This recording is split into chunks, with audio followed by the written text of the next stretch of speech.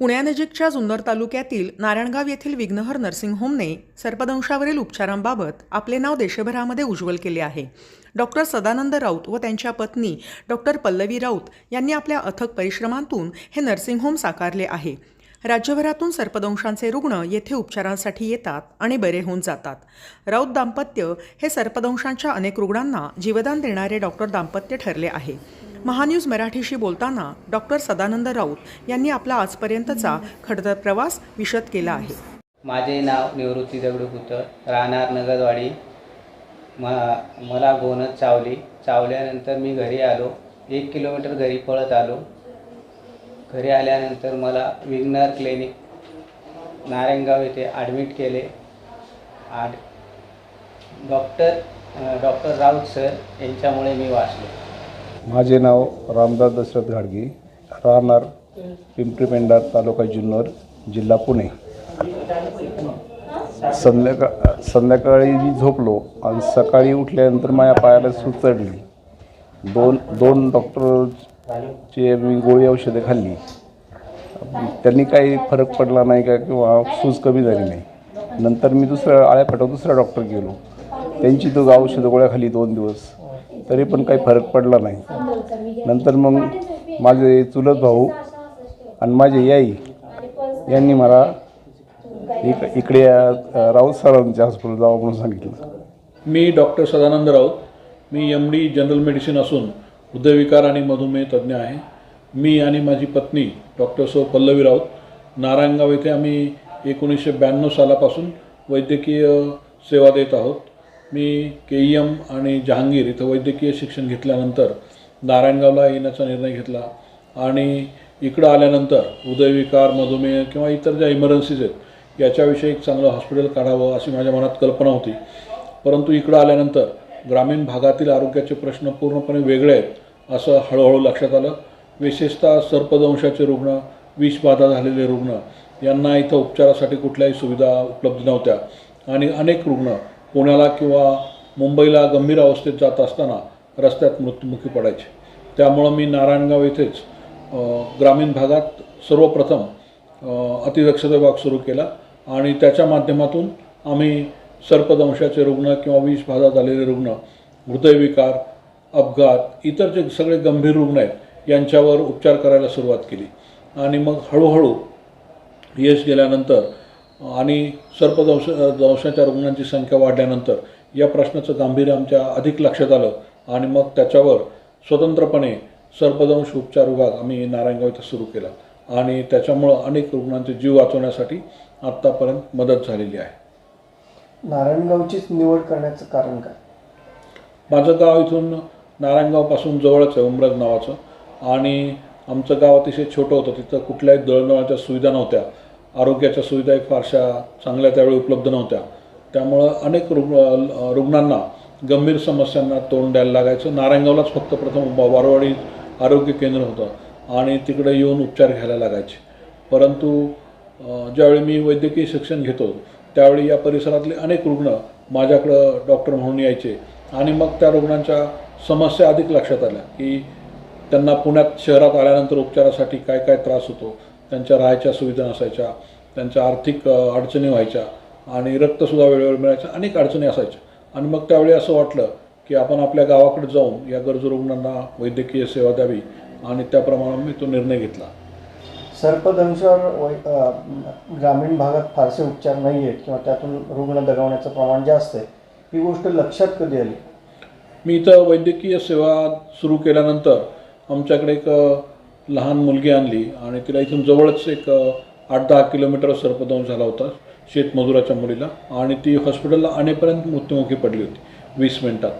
आणि इतरही अनेक रुग्ण त्यांना प्राथमिक आरोग्य केंद्रात सुविधा उपलब्ध नसल्यामुळं ससून रुग्णालयात जाण्याशिवाय पर्याय नसायचा. ते अनेक रुग्णसुद्धा रस्त्याने जात असताना मृत्युमुखी पडल्याची माहिती मला मिळालीच होती आणि मग त्यामुळं सर्पदंशाच्या रुग्णांना उपचार करायला सुरुवात केली. सर्पदंशात आपण अतिशय तज्ज्ञ म्हणून या परिसरात ओळखले जातात, तर तुमच्या उपचारांमध्ये काही वैशिष्ट्य तुम्ही आणली आहेत किंवा त्या पद्धतीचं एखादं समीकरण सेट केलेलं आहे का? सर्पदंशाचे जे रुग्ण आहेत त्यांना सगळ्यात महत्त्वाचं म्हणजे 4 प्रकारचे विषारी साप असतात. नाग, मण्यार, घोणस आणि फुरस.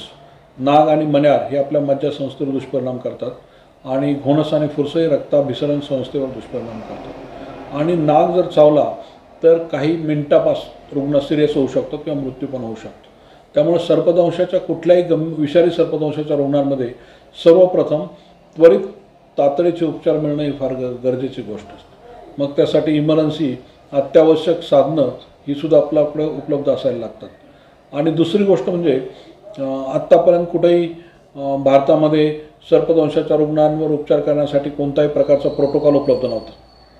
त्यावेळी ज्यावेळी आम्ही सुरू केलं 94-95 त्यावेळी तर कुठल्याही प्रकारचा प्रोटोकॉल याच्यावर उपलब्ध नव्हता किंवा वैद्यकीय शिक्षणामध्ये सुद्धा या विषयाचं ज्ञान दिलं जात नव्हतं. अतिशय जुजबी ज्ञान दिलं असायचं कसे उपचार करायचे वगैरे. आणि हळूहळू मग आता आपला भारतीय national snake bite treatment protocol आलेला आहे, जागतिक आरोग्य संघटनेचा प्रोटोकॉल आलेला आहे आणि त्याच्यात चांगल्या सुधारणा झालेल्या आहेत. त्यामुळं एक विशिष्ट प्रोटोकॉलप्रमाणेच आम्ही उपचार करतो. इतर स्पेसिफिक आमची काय उपचार पद्धती नाही आहे, परंतु सर्पदंश झाल्यानंतर स्थानिक पातळीवर तातडीचे उपचार मिळणं आणि ते योग्य प्रमाणात मिळणं ही थेअरी वापरून आम्ही अनेक रुग्णांना जीवदान दिलेलं आहे. पुण्यासारख्या महानगरात किंवा अन्य पालघर वगैरे आदिवासी भागात सुद्धा त्याची जी लस काय म्हणतात त्याला औषध जे आहे ते जे टोचलं जातं इंजेक्शनद्वारे वगैरे, तर त्याबाबत खूपच तुटवडा जाणवतो. तर शहरांना पुरवठा होत नाही, पण मग आपण तो पुरवठ्याची साखळी कशी नियंत्रित करता? नाही, सर्पदंशावरील लस आता सर्व प्राथमिक आरोग्य केंद्रामध्ये, सब डिव्हिजन हॉस्पिटलमध्ये, सिव्हिल हॉस्पिटलमध्ये उपलब्ध आहे. परंतु ती खाजगी डॉक्टरांकडे मात्र उपलब्ध नसते, कारण रुग्ण क्वचित प्रसंगी येतात. त्यामुळं खाजगी डॉक्टर ती लस महागडी असल्यामुळे स्वतःकडे ठेवत नाहीत आणि उपचारासाठी सुद्धा रुग्ण खाजगी डॉक्टरांकडे शक्यतो जात नाही. परंतु सरकारी दवाखान्यामध्ये ही लस योग्य प्रमाणात उपलब्ध असते आणि सर्पदंश झाल्यानंतर त्वरित शासकीय जवळच्या शासकीय रुग्णालयात जाणं ही बाब फार महत्त्वाची आहे. पुण्यामध्ये सुद्धा ससून रुग्णालय, यशवंतराव चव्हाण रुग्णालय किंवा इतर कॉर्पोरेशनचे रुग्णालय इथं सर्पदंशावरील लस निश्चितपणे उपलब्ध असते. आणि संपूर्ण महाराष्ट्रात किंवा देशात शासनाचं धोरणच आहे की सर्पदंशावरील लस ही योग्य प्रमाणात प्रत्येक प्राथमिक आरोग्य केंद्रात उपलब्ध करून दिली जावी. या लसीच्या बरोबर अन्य काही म्हणजे तत्काळ उपाय करण्यासाठी म्हणून काही मशिनरी आवश्यक असते वैद्यकीय क्षेत्रातली, त्याची काय सोय केलेली आहे? सर्पदंशावरील लस ही अतिशय महत्त्वाची बाब आहे आणि ते एकमेव औषध विषारी सर्पदंशावर आहे. परंतु ते योग्य मात्रेत द्यावं लागतं आणि योग्य वेळेत द्यायला लागतं आणि ज्यावेळी गरज असेल त्यावेळीच द्यावं लागतं. एकतर ती सर्पदंशाची लस खूप महागडी आहे आणि ती घोड्यांच्या रक्तापासून बनवलेली असल्यामुळं त्याच्यामध्ये प्रोटीन्स असतात आणि त्याची रिॲक्शन खूप येऊ शकते. रुग्णाच्या जीवाला त्याच्यामुळं धोका पोचू शकतो. त्यामुळे ज्यावेळी गरज असेल त्याचवेळी आणि योग्य मात्रेतच सर्पदंशावरील लस द्यावी लागते. आणि सर्पदंशाच्या लसीबरोबरच इतर जे उपचार आहेत ते फार महत्त्वाचे आहेत. नाग आणि मण्यार चावल्यानंतर रुग्णाला कृत्रिम श्वासोच्छ्वास द्यायला लागतो, कारण त्याचे श्वासाचे स्नायू पॅरालिसिस होतात आणि रुग्ण पुणे बेशुद्ध होतो, त्याचा श्वास बंद पडू शकतो.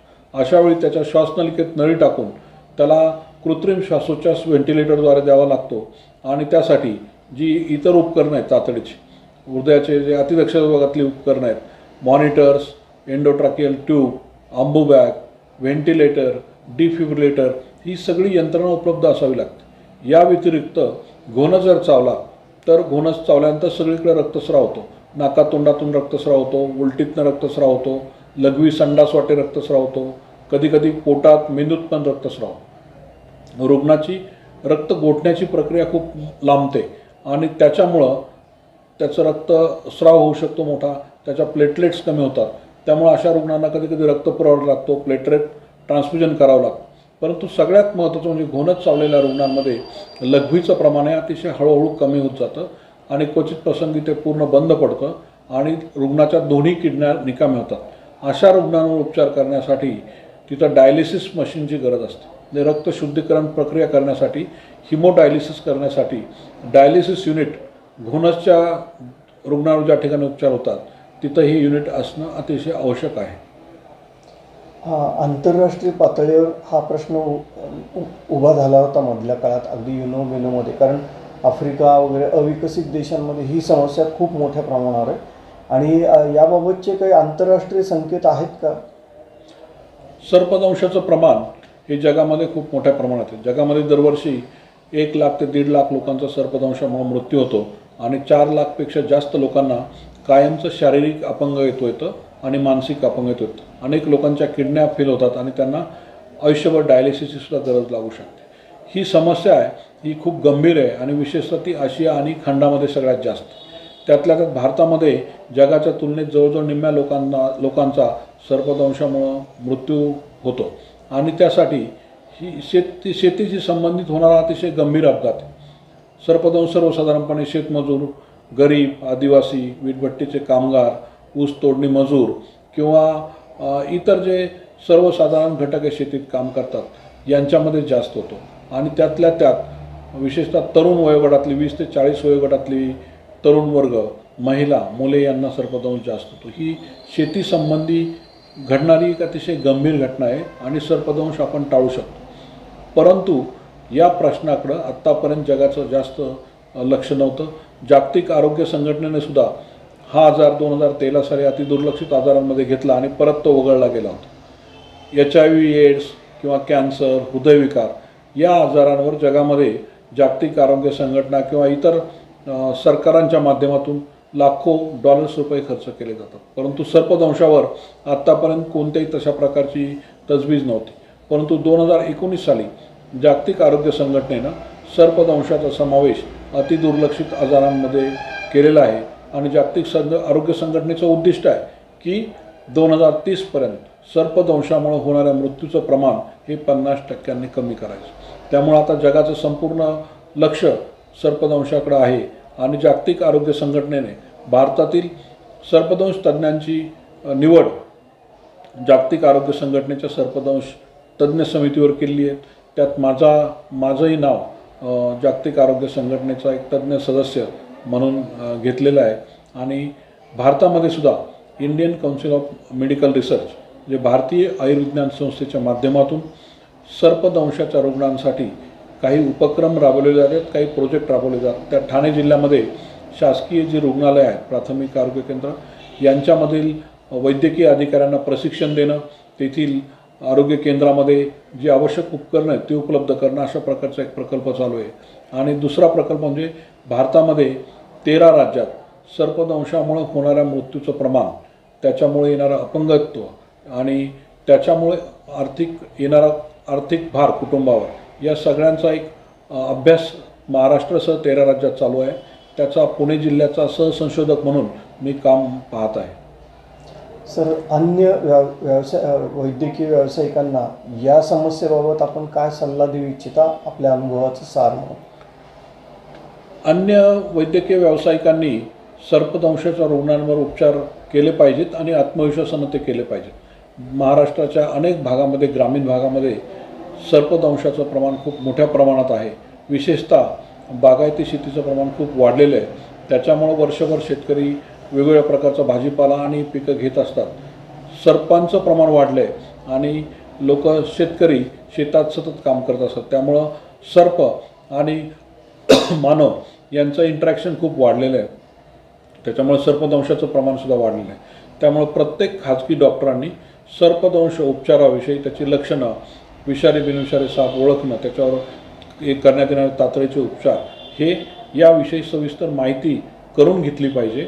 आणि तुमच्यामुळं किंवा आपल्यामुळं एखादा रुग्णाचा जीव जर तातडीने आपण उपचार केले तर निश्चितपणे वाचू शकतो किंवा आपण त्याला तातडीचे उपचार करून योग्य त्या ठिकाणी चांगल्या हॉस्पिटलला सुरक्षितपणे पाठवू शकतो. त्यामुळं ग्रामीण भागातील सर्वच डॉक्टरांनी सर्पदंशाच्या रुग्णांवर उपचार करायला सुरुवात केली पाहिजे. सर, या सेक्टरमध्ये सर्पदंशाच्या उपचारांमध्ये पैशाचं प्रमाण फार कमी असतं, पण मग समाजसेवी संस्थांचा किंवा सामाजिक काम करणाऱ्या संस्थांचा यातला रोल अत्यंत महत्त्वाचा ठरतो. त्यांचा या दृष्टिकोन काय या समस्येकडे बघण्याचा? सर्पदंश मी चर्चा केल्याप्रमाणे हा अतिशय गरीब लोकांचा आजार आहे. कारण सर्वसामान्य शेतमजूर, आदिवासी किंवा ऊस तोडणी कामगार, वीटभट्टी कामगार, मच्छीमार या लोकांमध्ये सर्पदंश होतो. त्यांचे उत्पन्नाचं प्रमाण हे अतिशय कमी असतं. 200 रुपये दिवसाला रोजगार असतो, तोही वर्षभर सातत्यानं त्यांना मिळत नाही आणि सर्पदंशाचे उपचार जे आहेत ते अतिशय महागडे आहेत. सर्पदंशावरील लस खाजगी ठिकाणी मिळत नाही, मिळाली तर ती खूप महागडी असते. त्याच्याबरोबर इतर जे उपचार आहेत, रक्तपुरवठा, सलाईनचे इंजेक्शन, पायाच्या जखमा सडू नयेत म्हणून अँटीबायोटिक्स, हायर अँटीबायोटिक्स, कृत्रिम श्वास, ऑक्सिजन किंवा रक्तपुरवठा, प्लेटलेट ट्रान्सफ्युजन किंवा कधीकधी डायलिसिस लागलं रुग्णांचं डायलिसिस, ही जी सगळी प्रक्रिया आहे ही शहरातील पूर्वी अतिदक्षता विभागात व्हायची आणि ही या ज्या गोष्टी आहेत त्या खूप तुलनेने महाग आहेत. या रुग्णांचं उत्पन्न एकीकडे खूप कमी असतं, त्यांनाच हा आजार होतो आणि एकीकडं खर्च मात्र जास्त असतो. याच्यामुळं सर्पदंशाच्या रुग्णांना उपचार करणं खूप अवघड बाब आहे. म्हणूनसुद्धा बऱ्याचदा खाजगी डॉक्टर्स या रुग्णांवर उपचार करायला धजावत नाहीत.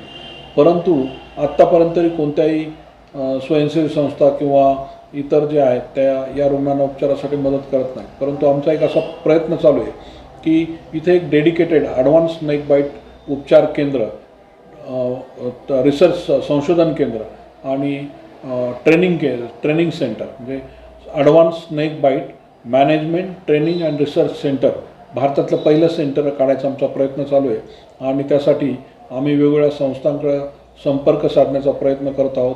जर हे सेंटर झालं तर ते भारताला रोल मॉडेल ठरेल सर्पदंशाच्या रुग्णांसाठी आणि अनेक डॉक्टरांना इथं प्रशिक्षणाची सुद्धा सोय होईल अशी आमची त्याच्या मागची कल्पना आहे. करोनासारखा एक मोठा गंभीर विकार आपण सामोरं गेलो, सर्व जगच सामोरं गेलं. सरकारी निश्चय असेल किंवा सरकारची इच्छाशक्ती असेल तर अशा समस्या किती युद्धपातळीवर आपण टॅकल करू शकतो ही गोष्ट लक्षात आलेली आहे सगळ्यांच्या. तर याबाबत या सर्पदंशाच्या समस्येबाबत सरकारी पातळीवर उत्साह का दिसत नाही, त्याचं जनजागृती का केली जात नाही? आत्तापर्यंत सर्पदंशाची जी आकडेवारी आहे ती निश्चितपणे कळत नव्हती. सर्पदंशाच्या रुग्णांची झालेल्या मृत्यूची नोंद किंवा किती लोकांना सर्पदंश होतो शासनापर्यंत या गोष्टी पोहोचत नव्हत्या. परंतु गेल्या काही वर्षात याच्यात चांगली जनजागृती झाली आहे आणि शासनाकडे आता निश्चित आकडेवारीसुद्धा उपलब्ध व्हायला लागलेली आहे. त्यामुळं शासन पातळीवर सुद्धा एक नॅशनल प्रोग्राम सर्पदंशाविषयी करण्याचा प्रयत्न सुरू आहे. त्यामुळं शासनसुद्धा भविष्यात याच्यात निश्चितपणे दखल घेईल आणि या रुग्णांसाठी चांगल्या सुविधा उपलब्ध करण्याचा प्रयत्न करेल. आपलं विघ्नहर हॉस्पिटल जे आहे या विषयावरचं तज्ज्ञ समजलं जाणारं, यात भविष्यकालीन योजना काय आहेत या समस्येबाबत? यात सगळ्यात महत्त्वाचं म्हणजे आत्ता आमच्याकडे जवळजवळ 100 किलोमीटरच्या अंतरावरून पेशंट आमच्या हॉस्पिटलला येत असतात सर्पदंश झाल्यानंतर. क्वचित प्रसंगी सांगली, नांदेड या प्रसंगीसुद्धा इतर कॉम्प्लिकेशन्समुळे रुग्ण आलेले आहेत. परंतु आमचा सध्याचा जो रुग्णांचा येण्याचा रेडियस आहे तो आमचा वाढवण्याचा प्रयत्न आहे. त्यासाठी आम्ही जागतिक ज्या इतर काही या क्षेत्रात काम करणाऱ्या संघटना आहेत त्यांच्याशी आम्ही संपर्कात आहोत. म्हणजे 2-3 जिल्ह्यातनं रुग्ण आमच्या हॉस्पिटलपर्यंत सुरक्षितपणे आपल्याला कसा आणता येईल सर्पदंश झाल्यानंतर, त्यासाठी काही कार्डियक ॲम्ब्युलन्स उपलब्ध करायचा प्रयत्न चालू आहे डेडिकेटेड सर्पदंशाच्या रुग्णांसाठी. आणि त्याचा जीव येत असताना तो हॉस्पिटलपर्यंत सुरक्षितपणे कसा पोहोचेल आणि तातडीचे उपचार देऊन त्याच्यावर चांगले उपचार कसा करता येतील असा आमचा एक प्रयत्न चालू आहे. हे डेडिकेटेड सेंटर. आणि दुसरी गोष्ट म्हणजे महाराष्ट्र असं इतर जी राज्य आहेत त्या राज्यातील शासकीय आणि खाजगी डॉक्टरांना सर्पदंशासंदर्भाचं ट्रेनिंग द्यायचा एक आमचा प्रयत्न चालू आहे, जेणेकरून सगळीकडं लोक सर्पदंशाच्या रुग्णांवर सगळीकडे डॉक्टर्स उपचार करू शकतील. तिसरी गोष्ट म्हणजे या क्षेत्रात अनेक गोष्टींच्या संशोधनाची गरज आहे. सर्पदंशावर सध्याची जी लस आहे ती खूप महागडी आहे, तिची रिॲक्शन येते, त्यामुळं अनेक डॉक्टर ती द्यायला धजावत नाही.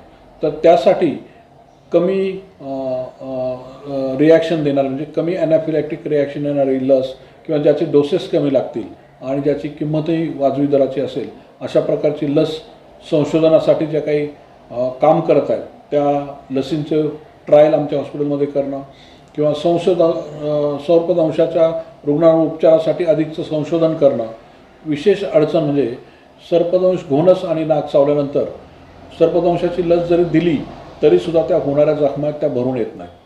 त्याची काय कारणं आहेत आणि त्याच्यावर त्या जखमा बऱ्या करण्यासाठी म्हणजे रुग्णांचे हात किंवा पाय वाचवण्यासाठी काय करता येईल यासाठीचं संशोधन करणं, या अशा अनेक प्रकारच्या उपाययोजना करण्याचा आमचा मानस आहे. आपली सहचारिणी, आपली धर्मपत्नी, त्या पण वैद्यकीय तज्ज्ञ आहेत, त्या पण या क्षेत्रात काम करतात, तर त्यांचा आपल्याला कसा मोलाचा सहभाग लावला? माझी पत्नी डॉक्टर सौ पल्लवी राऊत आणि आम्ही इथंच दोघंही हॉस्पिटलमध्ये 24 तास कार्यरत असतो. ग्रामीण भागात असल्यामुळं इकडं प्रशिक्षित परिचारिका किंवा असिस्टंट डॉक्टर्स मिळत नाहीत आणि त्यामुळं ही फार मोठी गंभीर समस्या आहे.